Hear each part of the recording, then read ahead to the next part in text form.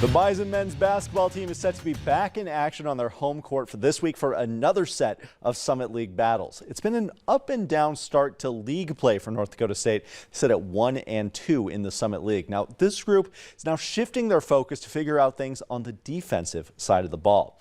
The Bison, who have gone to overtime in each of their last 2 games, have seen some struggles in that defensive aspect. Since we flipped the calendar to 2024, the Bison have allowed 90 or more points in each of the 4 games that they've played. It is worth pointing out that those 2 contests went to overtime, including a double overtime win over Kansas City. Now, with the top scoring player in the country coming into town, the Bison say that consistency is key to figuring things out on defense.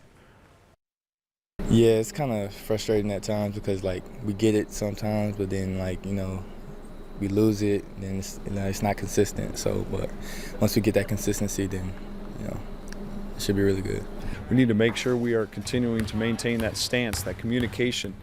You hear a lot about teams talking about being connected, and I think right now in some of our breakdowns we've got 3 or 4 guys doing a tremendous job and doing the right things, but 1.5, 2 guys not on the same page can make you look pretty bad, and I think that's the case right now. We're gaining better understanding. We need to go out there and continue to put our guys in a position where they can execute as freely as possible for 40 minutes.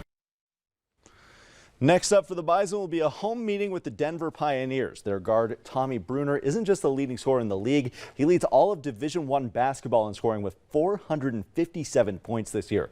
The Pios are 2-1 in league play and 11-7 overall. Then after that, they have Oral Roberts, 2 really tough league teams, one right after another. Right into the meat of the conference schedule now. This is where what things, kind of team they are. And this is where things start to heat up too. Late January going into February. We're going to have more on that coming up at 10.